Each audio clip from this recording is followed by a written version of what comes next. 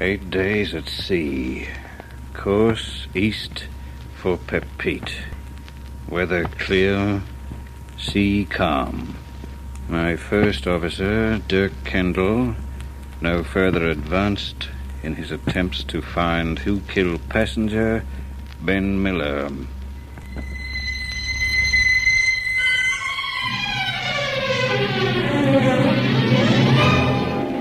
Passage of the Tangmar. The story of a ship and its cargo of death.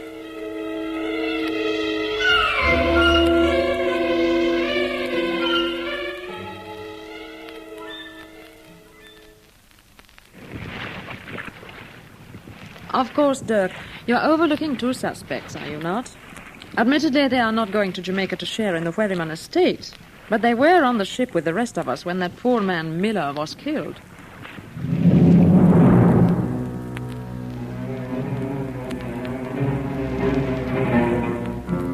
I was sitting in a deck chair next to Ilona Fedorov as we cruised east through the Tropic of Capricorn en route for our bunkering depot, Pepite.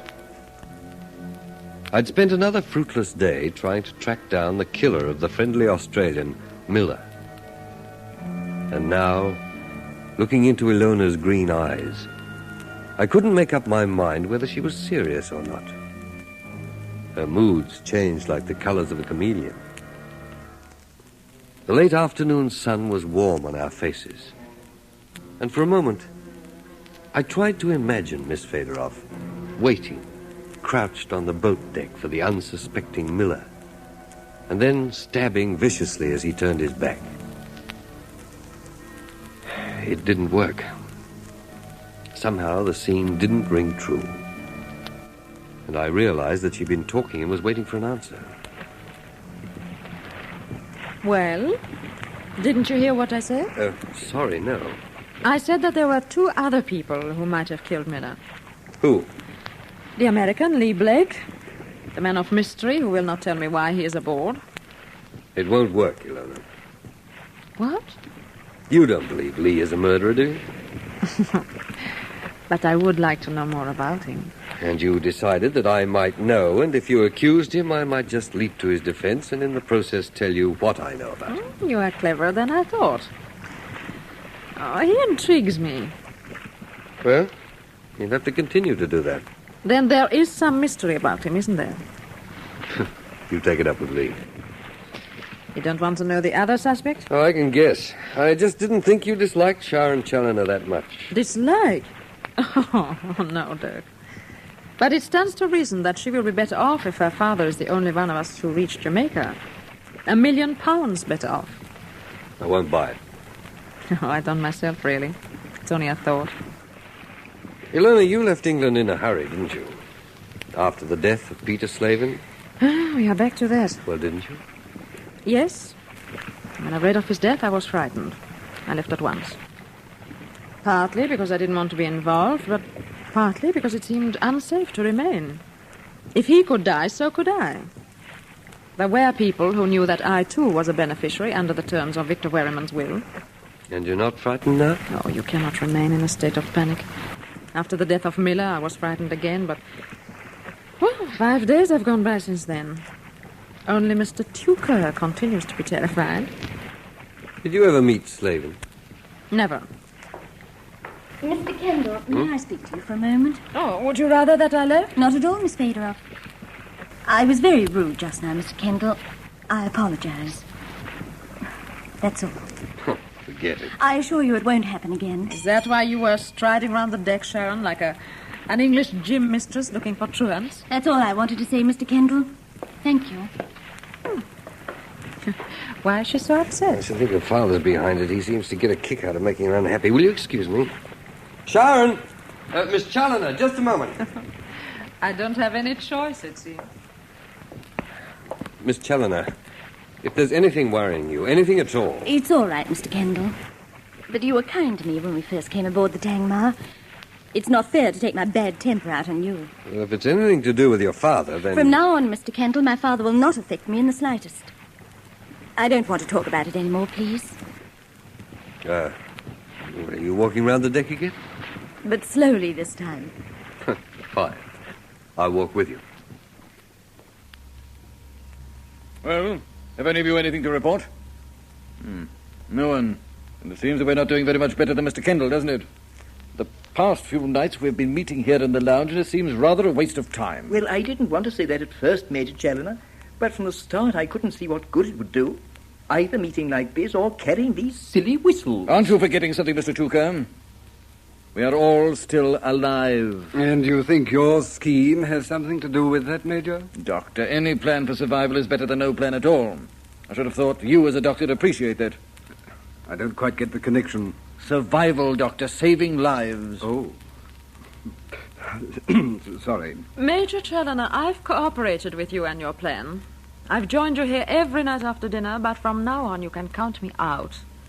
I have much better things to do with my time than to go over and over the morbid details of Mr. Miller's death. I quite agree, Miss Federoff. Oh, it's taken 8 days, Edwin, but at last we found something we have in common. How delightful. Then you spoil it by laughing at me. Please. Am I to understand that none of you wish to continue with my idea? Now, listen, Major. Doctor, let me. Major Challoner, it seems to me that you could better use your energy in looking after your own family. What? I think you understand. It is obvious to all of us that you enjoy tormenting your daughter Sharon. How dare you! We have 3 weeks at least at sea together before we reach Jamaica. I'm sure we will all enjoy it much more if Sharon occasionally smiles.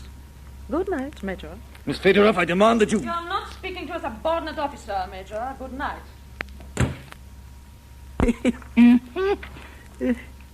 Who else has she talked to? To you, Doctor? Who? My daughter, of course, you fool! Yes, Major, you were saying?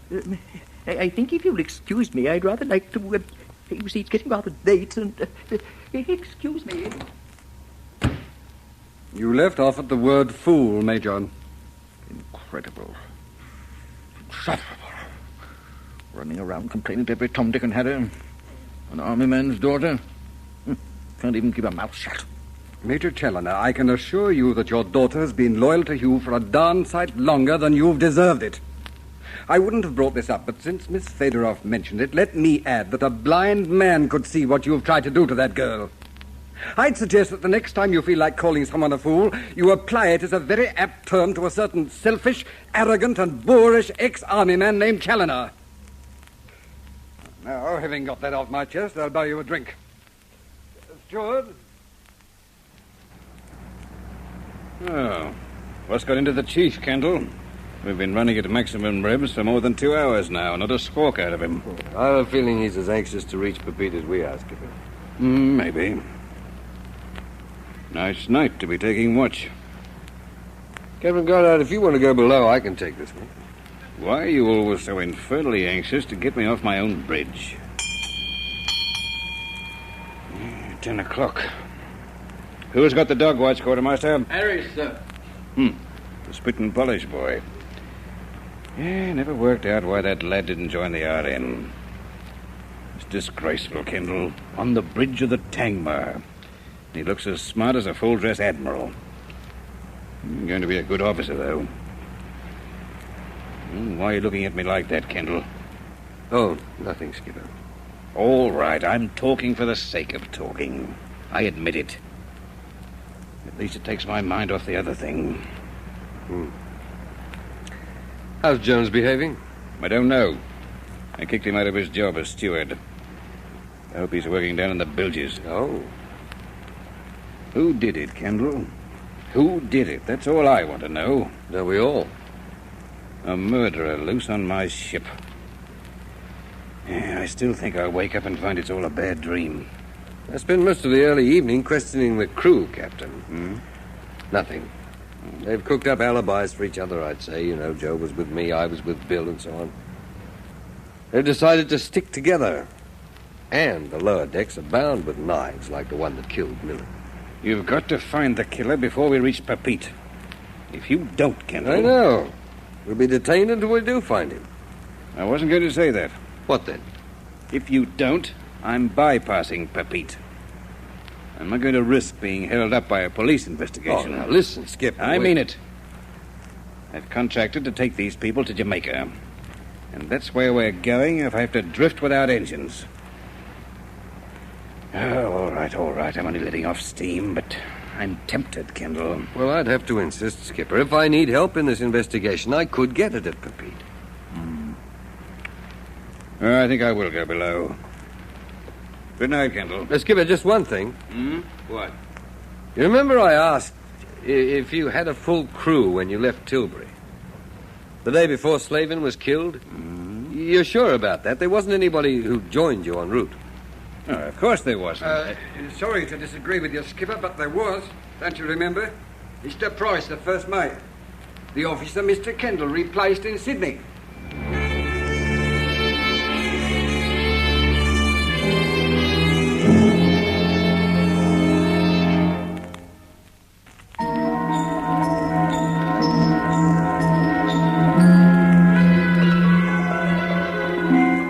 Beneath my feet, I could feel the throbbing of the ship's engines in the sudden quiet on the bridge. The officer I'd replaced in Sydney. Mr. Price. Was he the man I was searching for? Could it be that he was hidden somewhere aboard, waiting to kill again in this passage of the Tangmar?